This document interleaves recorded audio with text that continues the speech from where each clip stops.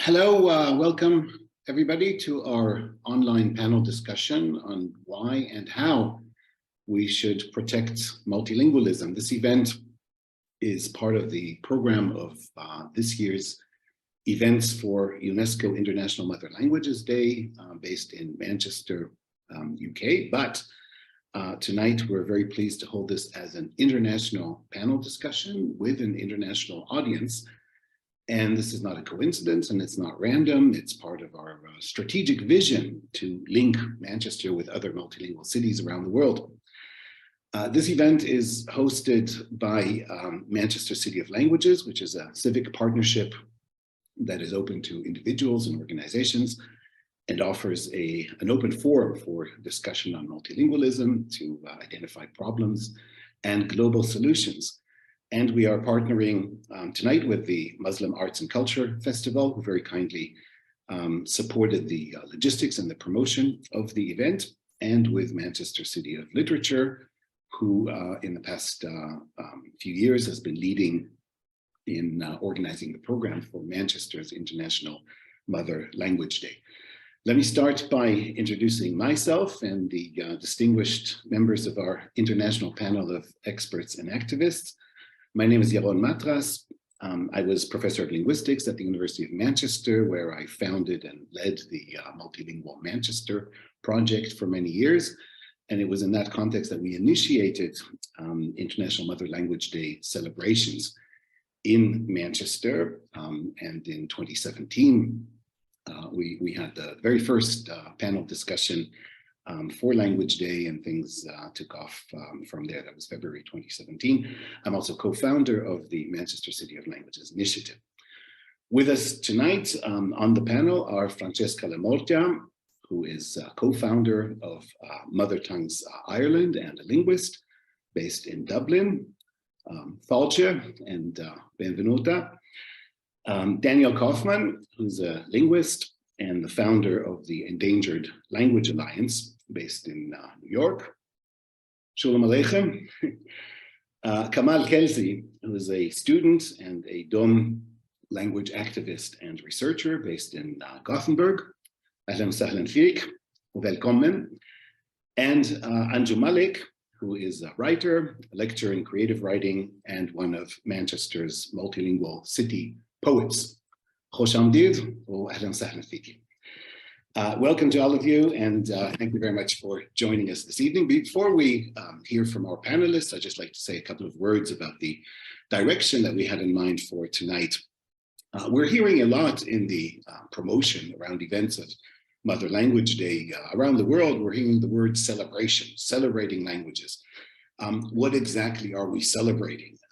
How do we celebrate? Why is it important to celebrate? We're hearing different things. We're hearing that languages are identity, languages are culture.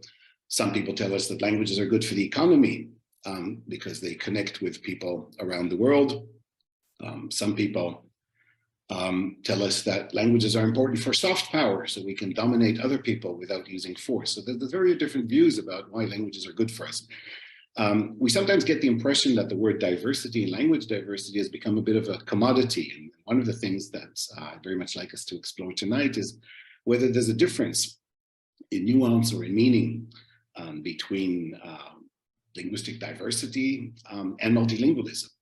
If we go back in history for just a moment, as many of you will know, UNESCO International Mother Language Day was a Bangladeshi initiative at UNESCO, and in Bangladesh, Mother Language Day had been commemorated for many years, celebrated for many years, and its purpose was to commemorate language activists who lost their lives protesting for their right to use their mother language in Dhaka in the early 1950s. Dhaka at the time was East Pakistan and has since become Bangladesh after independence in the early 1970s. Those activists weren't celebrating. They lost their lives not as part of a celebration. I don't think they lost their lives to strengthen the local economy either. They fought for human rights.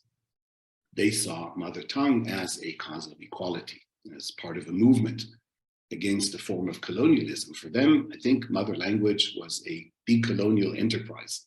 It was about freedom. So I'd like to reflect on that a little bit tonight and think about, where does that put us today in regard to our commitment to protect multilingualism? And that's where the hows and the whys, or the whys and the hows, come in. So let me pass the word to our panelists and start with you, Francesca. If you can just tell us a little bit about what is Mother Tongues Ireland, how did it come about, what does it do, what does it aim to achieve? Thanks, Yaron. I suppose, as you said earlier, Mother Tongues is based in Ireland, all over the country. It aims to foster multilingualism. It aims to foster all the citizens' mother tongues, whatever those might be. And of course, we have 3 official languages in Ireland: English, Irish, and Irish Sign Language. But obviously, there's more than 100 languages spoken in our classrooms, in the workplace.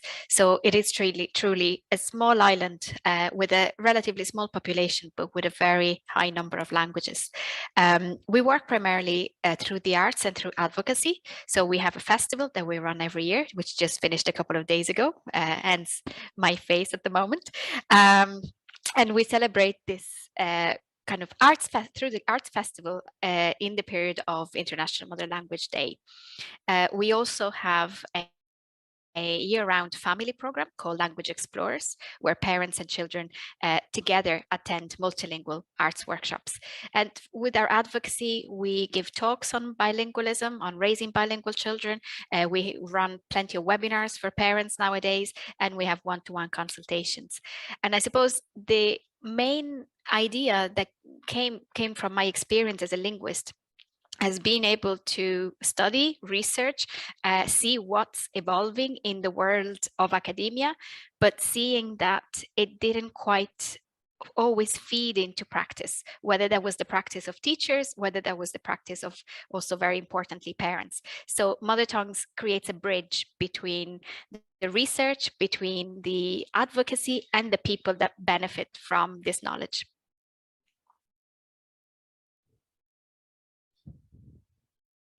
I think you're muted, Yaron.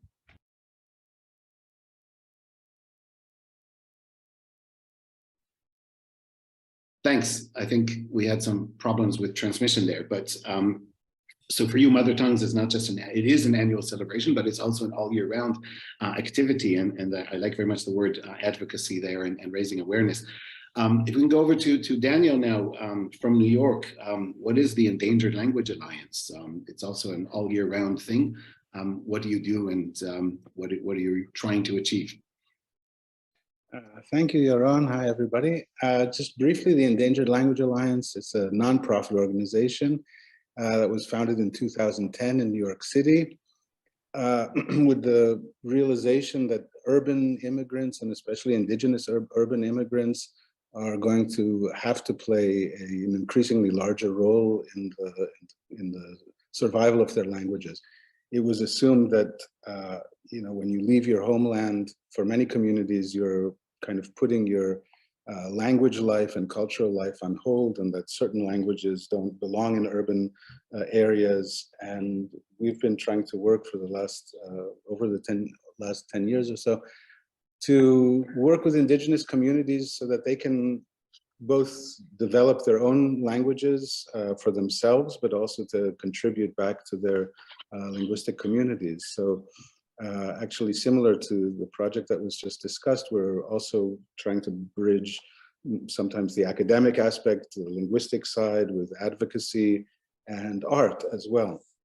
So it's really kind of we're an organization that tries to do a little bit of everything. Most recently, the project that I think has put us on the map is our language map that was developed.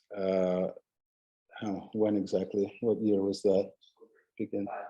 Over 5 years, and thanks to my co-director Ross Perlin here, who you can see, who really developed it into an electronic resource that showed quite, I think, powerfully to city agencies, among others, the real level of under-recognized language diversity in the city. So yeah, I guess I'll leave it at that. Yeah, thanks. I'm hearing from both of you that arts is a means to an end in this. It's a means to raise awareness, to change people's lives, to give confidence. Anjum, you have this fascinating title, Multilingual City Poet, and as a linguist, I can't help but looking at the composition of words and tearing it apart, and it has actually a double meaning. So it's a multilingual city and a multilingual poet. So what is the role of the multilingual city poet? What do you do in that role, and what are you trying to achieve?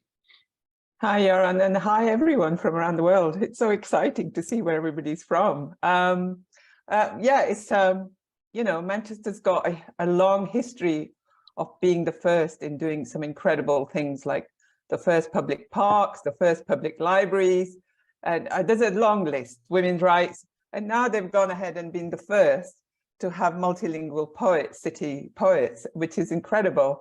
So there are three of us, Spanish, Arabic, and Urdu speaking poets.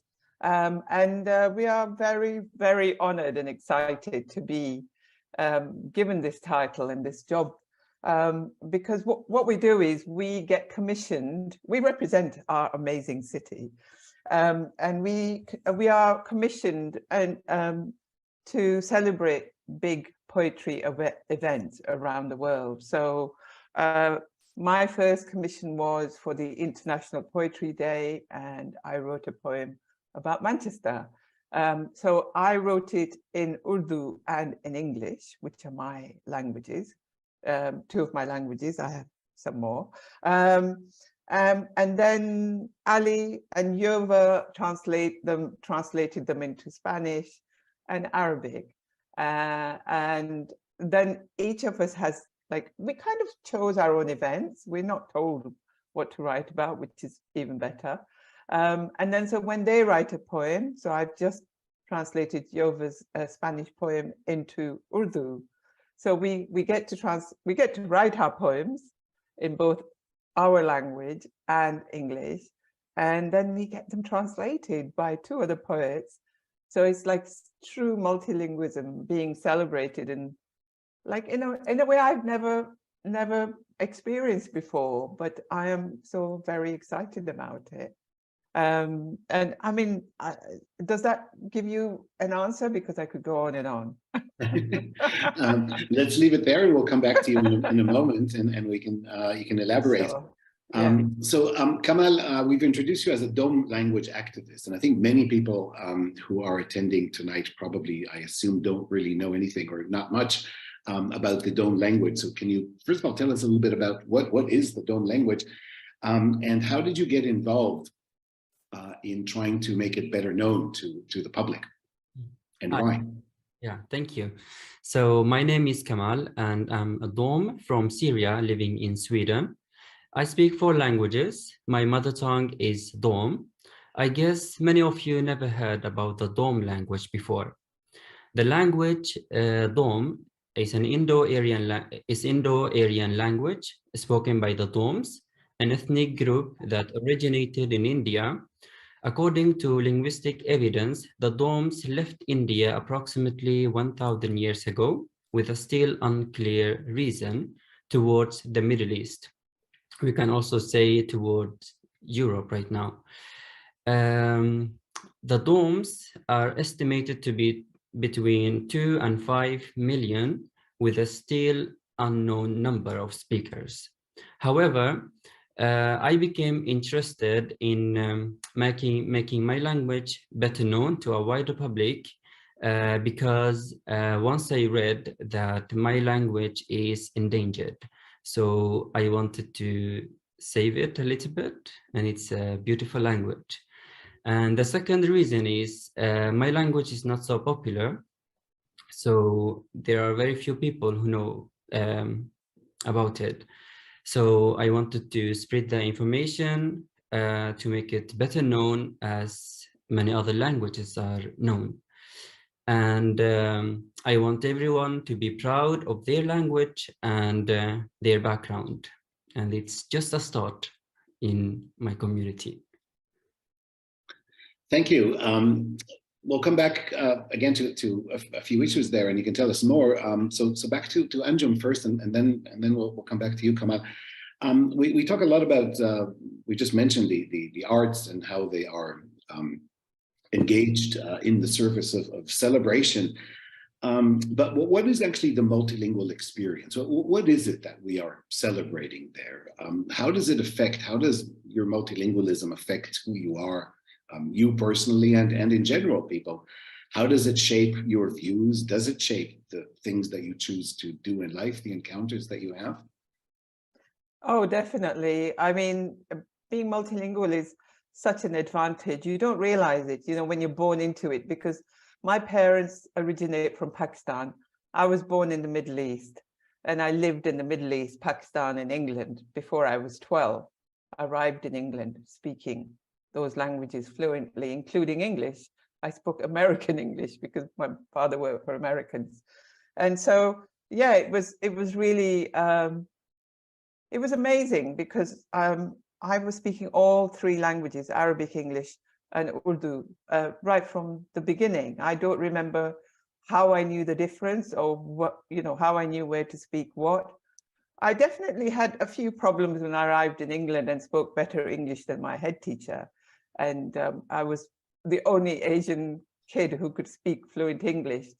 And I was very clear when I had racism thrown into my face by my head teacher by saying things like, go back to where you come from. I could say in really good English why I wouldn't do that and how he shouldn't do that, say that. So, and my mother, you know, came from what I would call is, she was a language warrior. I have a family of language warriors. My uncle Fitrat, was a big poet in Pakistan. He fought for Urdu to be established with Quaid-e-Azam, the founder of Pakistan. And he was like the original literature development worker in Rawalpindi, which I only discovered when I went back to Pakistan as an adult. And then my mother went in to fight this head teacher who refused to let me study Urdu. And he said, no, we can't do it. So she found an examining board, taught me Urdu, and I passed. You know, I did O levels, A levels, and now, you know, I've gone on to some of my jobs. My first job was as a police officer in Yorkshire. My language, you know, the different languages came in very handy. The police loved it. And I kept, even after I left, they kept calling me in, and I became an advisor for a long, long time. I've helped them around the country where I've lived in different cities. And then, you know, now, of course, I write in Urdu as a creative writer, you know, as a poet, as a script writer. I write dramas, I write poetry, and I'm blessed that I can, because I think the fundamental thing about being multilingual is that we see world in so many different ways and we experience it. And we are very lucky, and there have been studies to show, there was a movement in England when I was young that it was wrong to learn different languages because it would affect your exam results. But it's been proven wrong with scientific studies that being multilingual is incredible. You know, and I've worked with organizations like Avon to promote multilingualism and help children in schools who are like I was to be confident in their languages. So maybe I'm also carrying that torch of a language warrior for my family. I hope I am. Well, I like very much the language warrior thing, because it destabilizes a little bit the coziness of the celebration, doesn't it? We don't, you know, some places celebrate warriors, but there's sometimes a kind of a bit of a contradiction. So maybe, can I just take you back to one point though? I mean, you said language is an enriching experience. It can be an artistic experience, but you also talked about racism. So multilingualism can bring about suffering. I'm being kind of provocative here just a little bit, but it's an important point. I mean, that's, again, if we go back to the commemoration in Bangladesh, it was about suffering and wanting to exit from the suffering. How does that play a role? How do you think that should play a role when we get together in a city and celebrate languages? I think it's very common for multilingual school kids, students in schools to experience racism because they are multilingual. I go into schools all the time as a writer now, and a lot of people, young people, will tell me that. But, you know, we have, you know, colonialism, one of their main aims was to wipe out languages around the world. And the Indian subcontinent was one of the few places where we all, with our amazing different languages, held to onto our scripts. If you go to Indonesia, where I go a lot, you know, they've lost their scripts. Their language has to be written in Roman letters.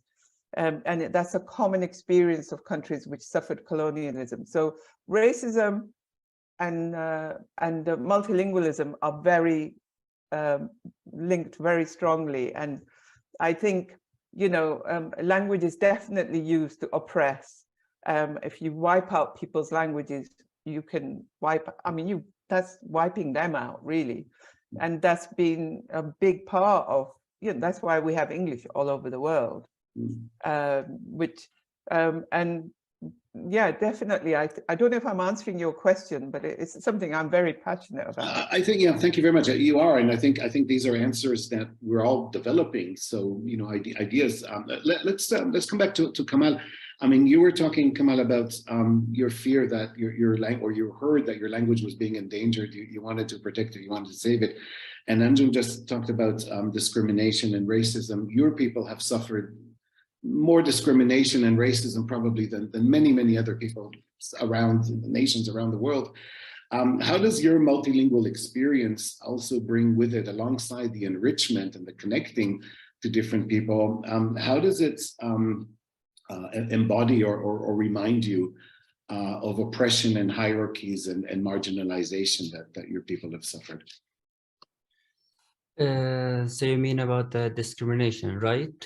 Well, I mean, in general, what is your multilingual experience and your people's multilingual experience? How does it affect who the Dom people are? The fact that they have their own language, is there an issue and a memory of being singled out because of a language? Yeah, so sometimes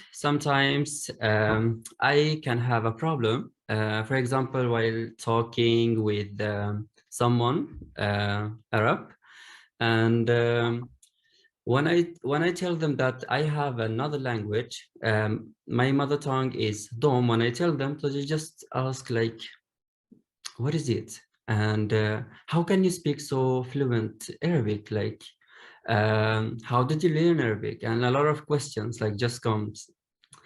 And actually, so in my opinion, it does affect. And as it says, to have another language is to possess a second soul. I heard this quote before. So sometimes I can really behave differently in different languages by changing my voice tone, having different subjects, and using different gestures and proverbs. So, but I think this does not make someone a completely different person, because, for example, I can be more formal in one than the other language. And it's all about, sometimes it depends on how you are, which part of yourself is more comfortable with a specific language. And in my opinion, I think speaking several languages is has a lots of benefits, and also struggles and questions. I think they bring you an understanding of the cultures behind them. And yes, so well, your people recently, as you alluded to before, have become refugees through the crisis in the civil war in Syria over the past decade. And they're dispersed now in so many different countries. And before that, there were Dom people already dispersed when they first immigrated to the Middle East. So the Dom people have always been dispersed. Do people that you interact with in your community share your views? Do they cherish their language? Or are there people who are either afraid to speak their language, or think they don't need to, or they shouldn't, or they should abandon it? Do you need to convince them of the advantages of multilingualism and convince them to protect their language?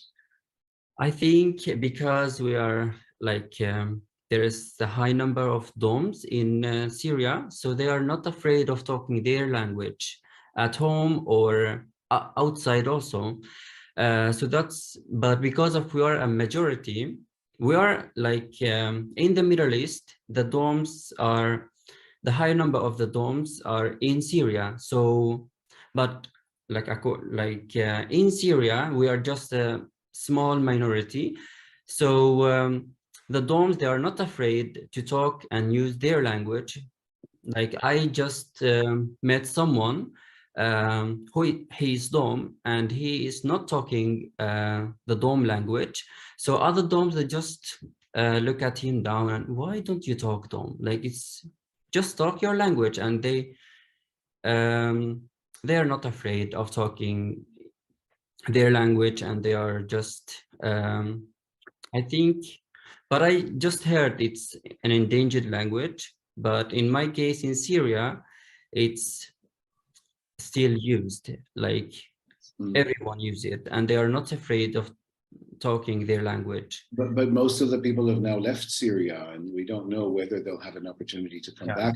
You started a YouTube channel, and it's probably the very first YouTube channel that deals with the Dome language. How were the reactions to that? What sort of reactions and engagement did you get with that?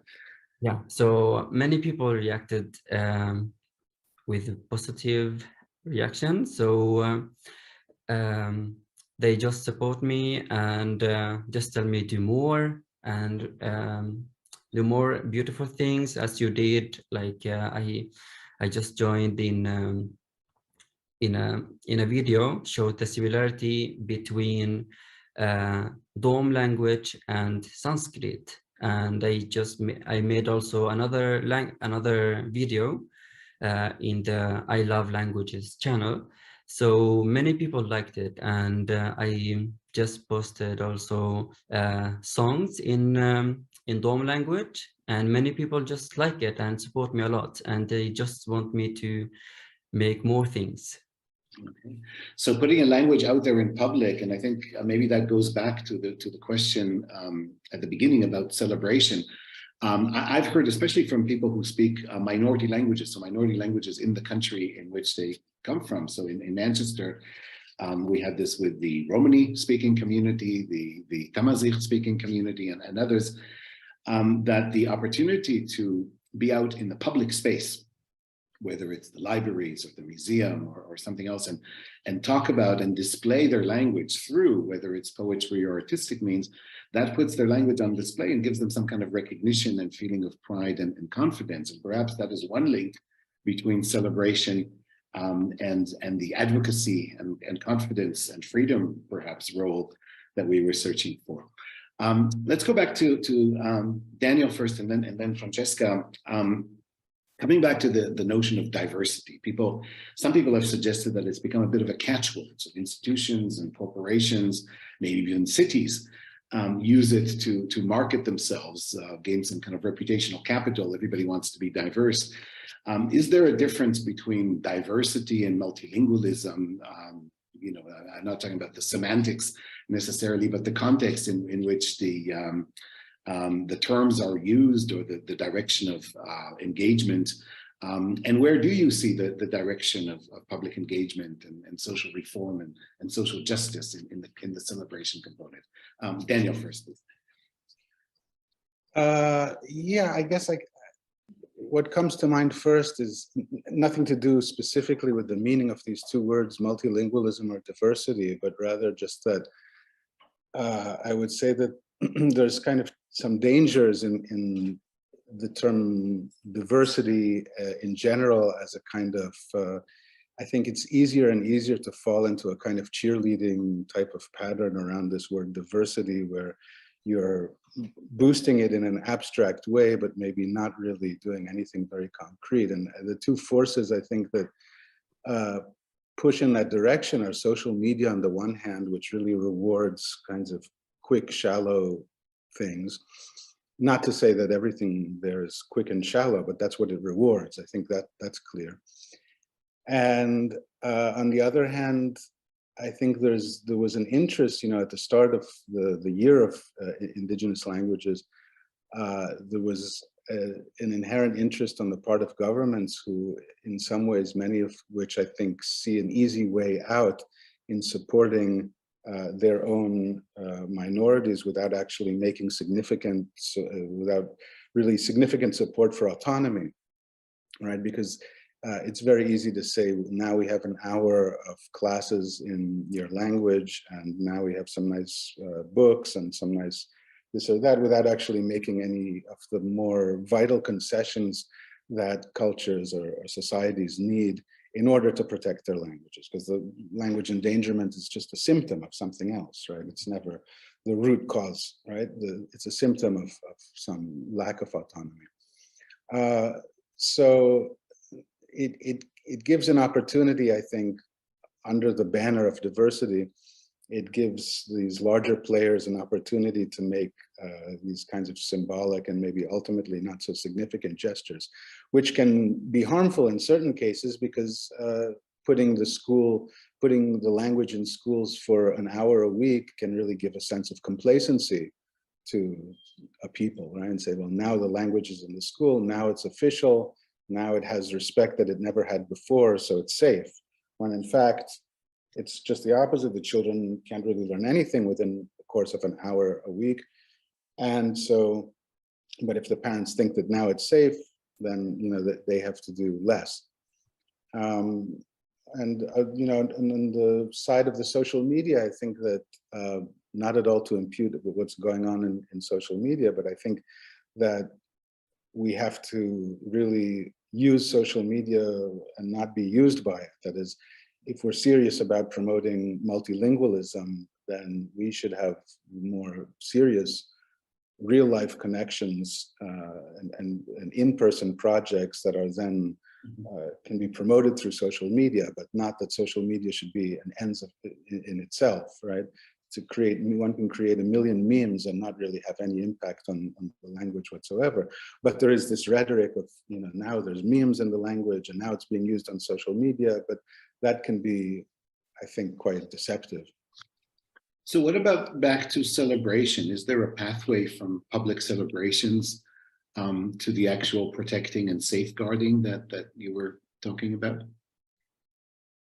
Sure, there's nothing wrong with celebration. Emma Goldman said, you know, it's not a revolution if you can't dance to it, or something like that. So yeah, that's totally fine, but it should be a celebration of something that's really happening. It shouldn't be a celebration as an end, you know, to itself. It has to be reflecting real work. Mm-hmm. That's all. Well, and the real work, I think, is supporting families. I mean, in the case of the urban cases that we're talking about, what we need is actual support for families raising their kids in different languages, not just to put them on the pedestal, but to see what we can do to help them. Right. Okay, so maybe the celebration is a first step to even raise the awareness that among parents as well, to value languages, and then further steps should follow. I am shocked again and again when I hear from parents that they hear from practitioners, whether it's social workers or speech and language therapists or teachers, that they shouldn't actually speak their language to their children. And that is in a city, I've heard this so many times, in a place like Manchester, where we think, you know, research has established, as some people already mentioned, decades ago, that there's nothing wrong. On the contrary, it's an enrichment to speak several languages. Again, we have a public narrative, a city language narrative, which we've had now for a number of years, that takes pride in 200 languages or whatever the figure is. And yet the message still hasn't completely come across. Over to Francesca. I mean, you live in Ireland, which is a language that, a country that has been making huge efforts to have a language, you know, not to allow people to communicate because they can communicate in English. It has a huge symbolic value and is there to give people confidence in their history and heritage, right? Even if not everybody speaks it on the day-to-day basis. So what is the notion of diversity from your perspective, and what is multilingualism, and what's the direction of public engagement that can lead to some results? I suppose I was thinking about the linguistic diversity and the word diversity aspect, and Definitely, we hear this a lot when it comes to, say, primary teachers saying, oh, I have a very diverse class or very linguistically diverse class. And often what they mean is that there are children who are second language learners. And what is behind or under the surface of that is, in that class, there are plenty of children who speak Irish or are learning Irish, pretty much everybody, right? So they're emergent bilinguals. There are children who speak a range of different languages at home, but maybe this never comes out in the conversations in the classroom. So to me, like, the society is multilingual for sure, and languages live side by side. And I see multilingual as being this, if you like, melting pot of languages. With diversity, I would see diversity as deeper, in the sense that it means that we can use different registers, that we can use different dialects, that we are at different stages in our journey of language development. So I think, especially because I work with children, I can see that in real terms in ever evolving lives of young children. And I think in Ireland, I've seen change, especially because I've lived there for the last about 20 years. So I have witnessed an evolution in the education policy, for example, in the language policy of the country. Now there are short language taste sessions that you can do in primary school, and schools are able to choose pretty much any language as long as they can find someone to teach it. And it doesn't matter if it's signed or spoken language.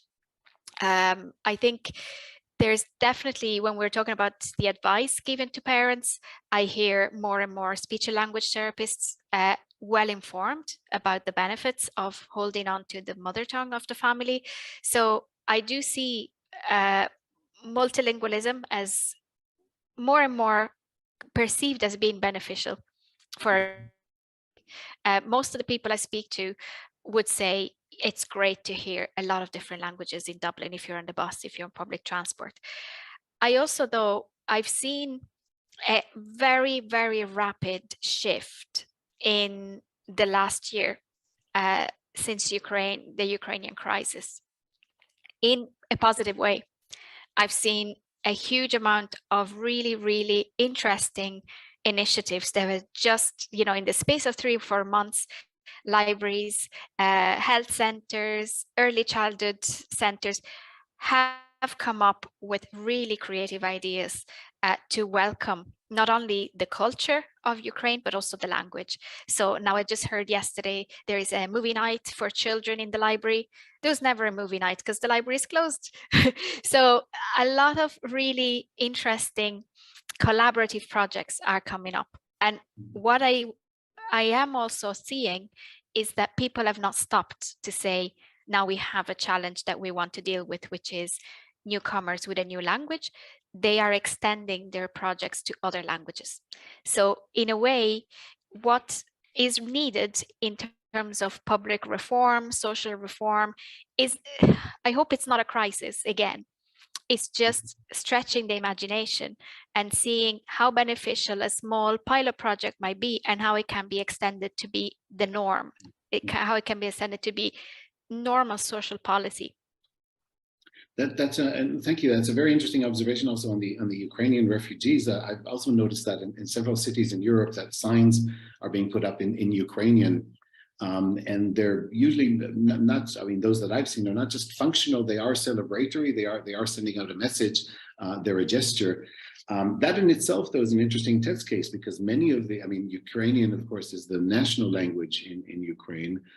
In fact, now, and that's also a matter of dispute, above Russian or instead of Russian, where Russian is spoken by large parts of the population, and many of the people who are refugees and coming to Western Europe from Ukraine as Ukrainian refugees are Russian speakers.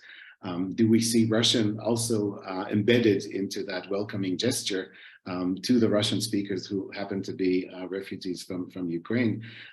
Or is there some kind of association that, the only way to do that is to actually embrace the declared national language. I think that I don't have an answer to that, but I think it's an interesting, that's an interesting test case as well, which brings me back to this idea of diversity and multilingualism. And thank you for your thoughts on that.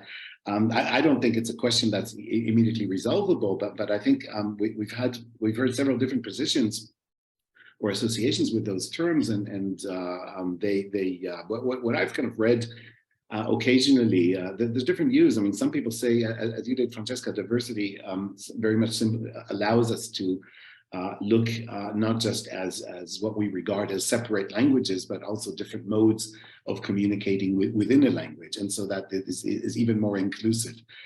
Whereas multilingualism, some people have said, well, that's just about counting languages.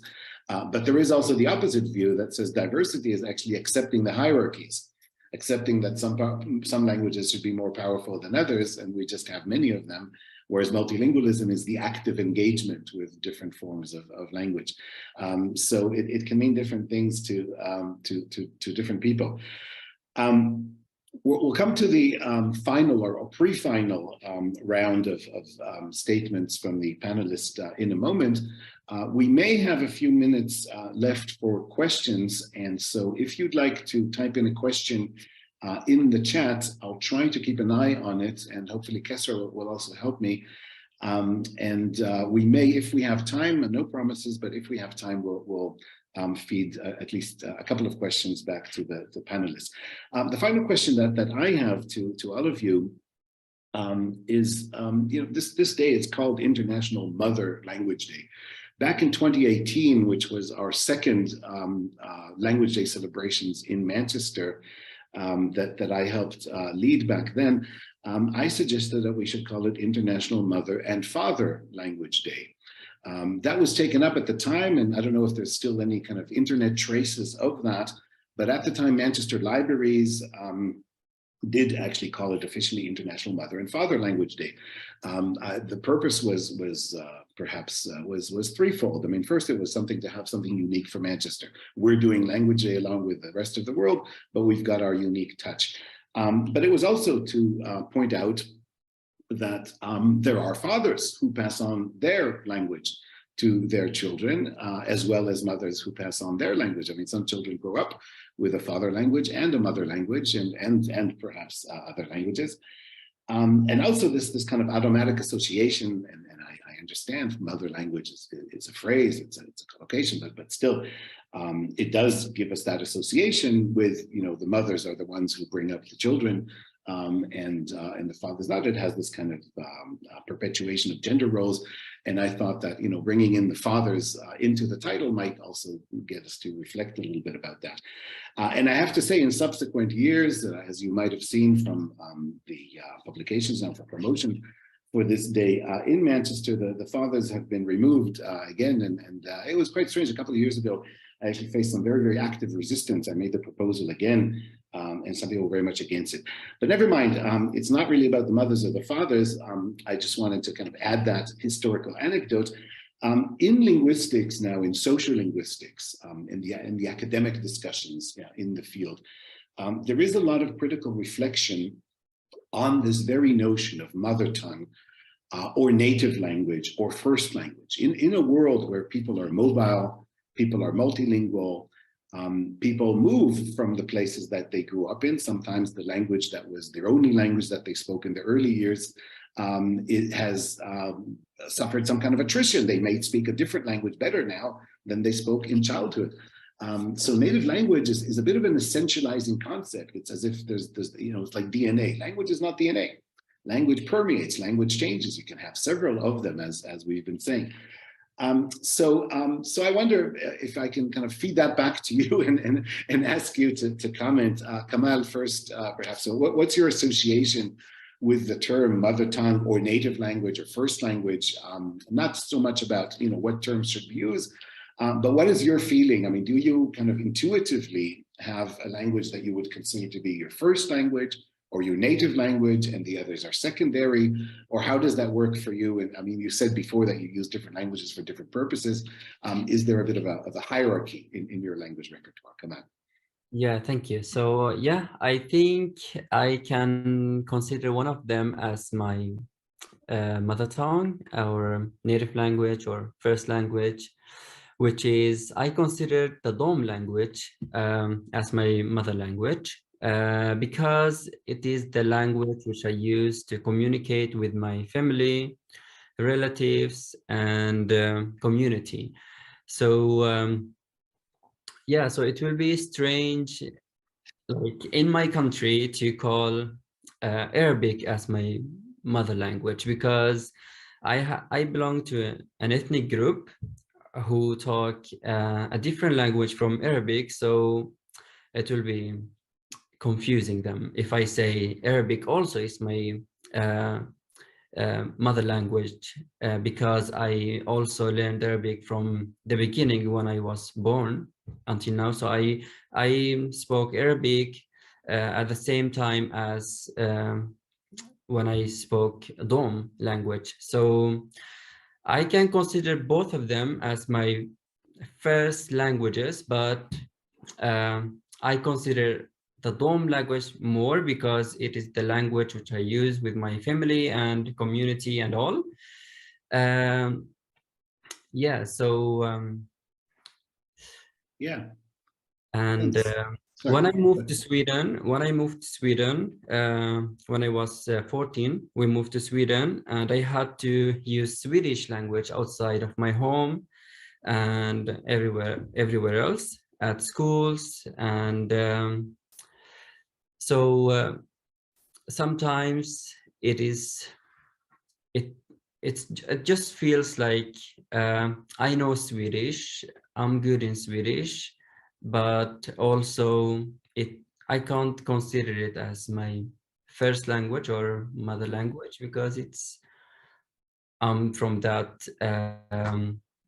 ethnic group, the Dom ethnic group, so it makes the language Dom as my mother language, because I use it at home and with all people who speak the Dom. They belong also to the same community, ethnic group, so it feels just like that. Okay, thank you. Well, we have several different dimensions there, don't we? One is sequence. So which language was first? And I mean, that's a fact, that's a historical fact, but even that is not straightforward, because you said you grew up with two languages already, so two first languages. And the other one seems to be ancestry, but also belonging. Belonging is a very subjective thing. It can change over time, but the family plays a very important role there, as you said. Anjum, you told us about your socialization in different countries and with different languages. Is there a first language, a mother tongue, a native language? Do these concepts make sense to you at all? No, they don't make sense to me. Mother tongue has never made sense to me. I'm like Kamal, and I'm sure there's millions of us around the world, and we speak several languages as our first languages.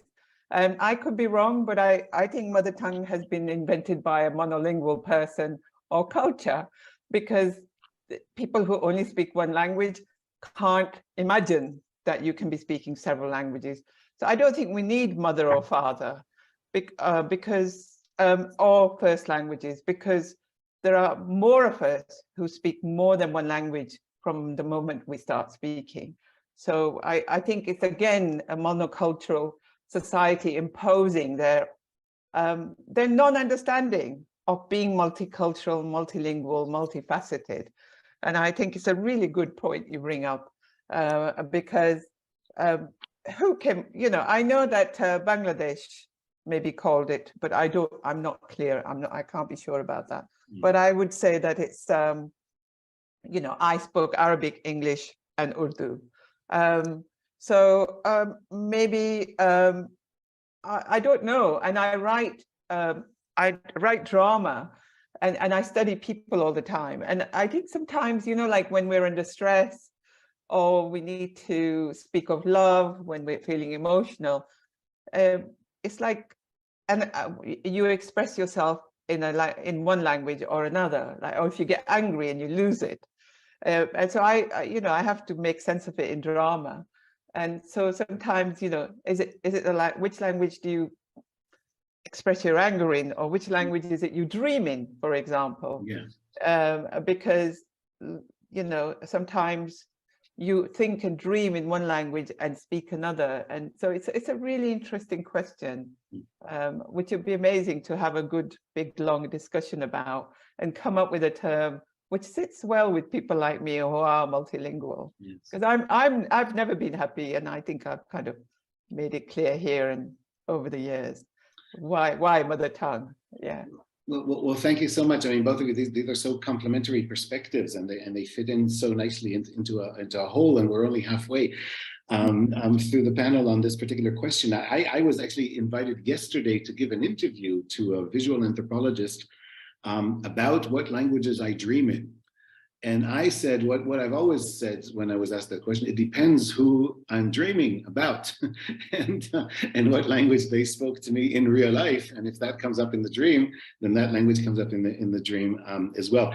But I think there's among the many important points, Anjum, that you just made was one about this monolingual mindset that governs so much. And maybe, and if I kind of try to keep coming back to my initial opening question, why do we celebrate, and where does that lead us, and how does the celebration tie in with the fight for freedom and human rights and the advocacy that many of you have addressed already, and the protection that we have in the title of today's event, then changing mindsets might be a key to things. I a few years ago campaigned to change the census question on languages in England and Wales. The question was is your main language? And it was introduced 10 years ago in the census for the first time. And when I filled in the census back then, I wasn't prepared of it, and I wasn't prepared for it, and it didn't make sense to me because I didn't know what my main language was. Is it the one that I speak most hours of the day, or the one that I have the emotional attachment with family, and on and on. And then we campaigned for a few years, and by the way, not all academics were for the campaign. Some academics who work on language said you shouldn't campaign, you should wait for the civil servants to come and address you and your expertise and not antagonize the officials. So there were very, very different views about and this issue of advocacy and how we bring in academic knowledge into the advocacy. It wasn't straightforward. We failed. We did not, those of us who did campaign, we did not succeed. The same question came up again. However, there was a guideline added. And it said the language that you feel most comfortable with, which also, you know, it depends, you know, comfortable with whom and comfortable where.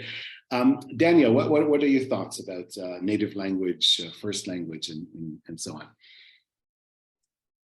on? I can just point out a kind of paradox with this mother tongue, the term mother tongue concept of it, which is that there was a big push for mother tongue education in many parts of the world. And a lot of that was based on studies that showed that children learn better, quicker in their mother tongue. And so in places like the Philippines and Thailand and elsewhere, there was a kind of, there were experiments, the Lebuagan experiment in the Philippines, which also showed that in that context. But on the other side, we have many cases of language reclamation and revitalization where families are deliberately raising children in languages that are not their mother tongue and languages that haven't been spoken in sometimes 100 years. And we want to support that as well, right? So there's this, and for them, they may call that their mother tongue, even though it wasn't, it was maybe the language of their great-grandparents. So there's a tricky question of mother tongue, I think, when it comes to education, which is on one side, we want to support it, mother tongue education for all of the scientific studies that have shown that children benefit from it. On the other side, we certainly want to support these language revitalization projects on the family level, which have been very impressive. And I don't think anybody's shown that children suffer intellectually or otherwise in those contexts, right? So yeah, it's an interesting question, and I think maybe the key there is that it's a language that you are intentionally connected to or connecting yourself to, and that maybe becomes the best language of instruction, right? But there should be a way to connect these two concepts, I think, and that has some policy implication as well, maybe. So Francesca, in Ireland, there's a national language that is not, I don't want to kind of go around in the circularity and draw back on the very concepts that we're critiquing, but there is a language that is a national language that not everybody or maybe few people speak in the home naturally before they go to school. So what are your thoughts in that particular context of Ireland as well as globally on these notions? I agree with what Daniel was just saying a second ago, in that a lot of people that I speak to in the Irish language world would say, well, the organization you run is called Mother Tongue, but Irish is not my mother tongue. But what about me? Where am I in this?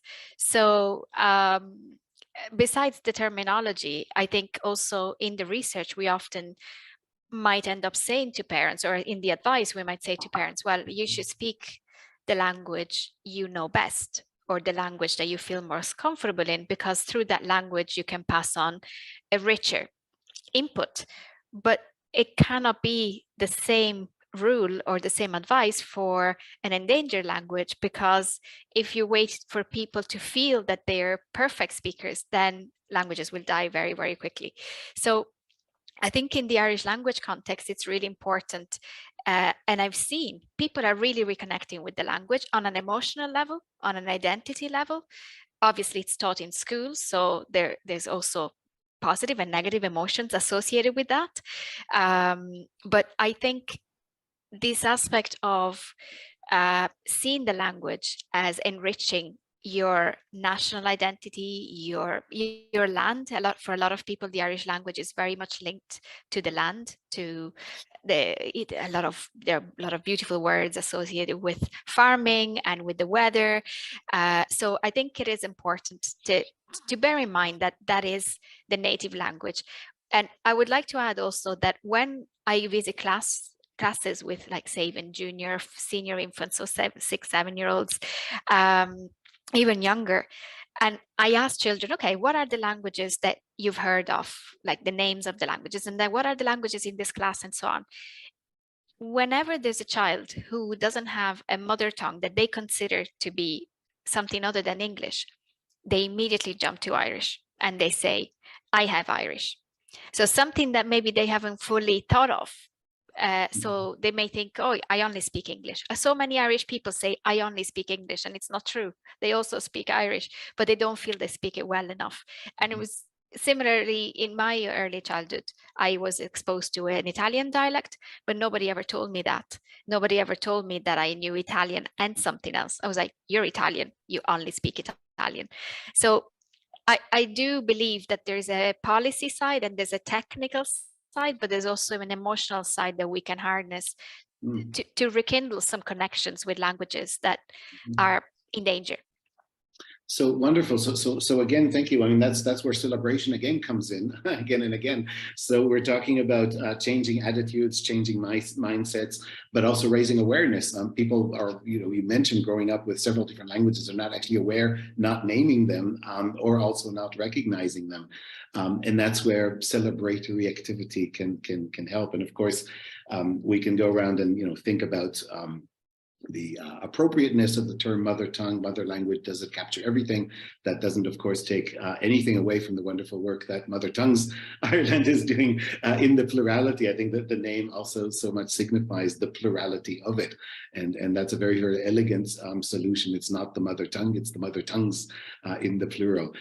Thank you all very, very much for your contributions. I think it's been a wonderful discussion. This is being recorded and will be at some point on the MACFEST, so the Muslim Arts and Culture Festival's YouTube channel, with a link from the City of Languages website.